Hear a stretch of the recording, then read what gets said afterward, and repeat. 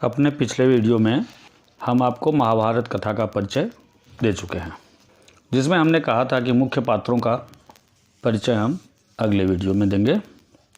तो आइए, ये पहला परिचय है देवव्रत का। गंगा एक सुंदर युवती का रूप धारण किए नदी के तट पर खड़ी थी। उनके सौंदर्य और नवयौवन ने राजा शांतनु को मोह लिया था। गंगा बोली, राजन, आपकी पत्नी होना मुझे स्वीकार है, पर इससे पहले आपको मेरी शर्तें माननी होंगी। क्या आप मानेंगे? राजा ने कहा, अवश्य। राजा शांतनु ने गंगा की सारी बातें मान लीं और वचन दिया कि वह उनका पूर्ण रूप से पालन करेंगे। समय पाकर गंगा से शांतनु के कई तेजस्वी पुत्र हुए, परंतु गंगा ने उनको जीने नहीं दिया। बच्चे के पैदा होते ही वह उसे नदी की बहती हुई धारा में फेंक देती थी और फिर हंसती मुस्कुराती राजा शांतनु के महल में आ जाती थी। अज्ञात सुंदरी के इस व्यवहार से राजा शांतनु चकित रह जाते। उनके आश्चर्य और क्षोभ का पारावार न रहता। शांतनु वचन दे चुके थे, इस कारण वह मन महसूस कर रह जाते थे। 7 बच्चों को गंगा ने इसी भांति नदी की धारा में बहा दिया। 8वां बच्चा पैदा हुआ। गंगा उसे भी लेकर नदी की तरफ जाने लगी तो शांतनु से रहा न गया। बोले, माँ होकर अपने नादान बच्चों को अकारण ही क्यों मार दिया? यह घृणित व्यवहार तुम्हें शोभा नहीं देता है। राजा की बात सुनकर गंगा मन ही मन मुस्कुराई, परंतु क्रोध का अभिनय करते हुए बोली, राजन, क्या आप अपना वचन भूल गए हैं?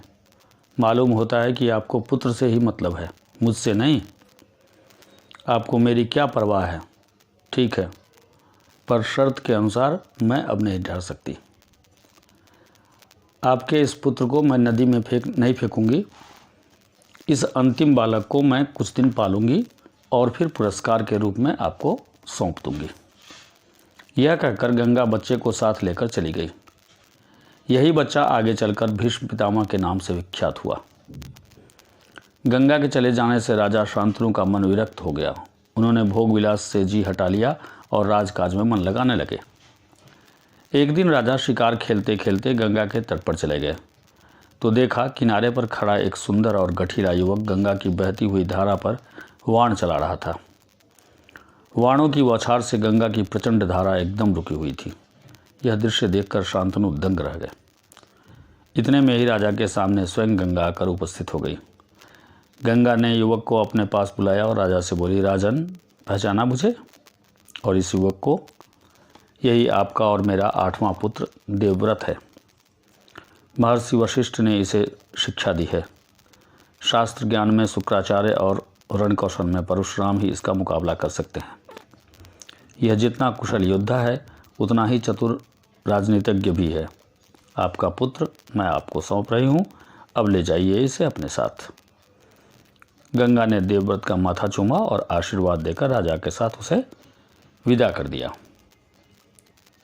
ये था देवव्रत का परिचय।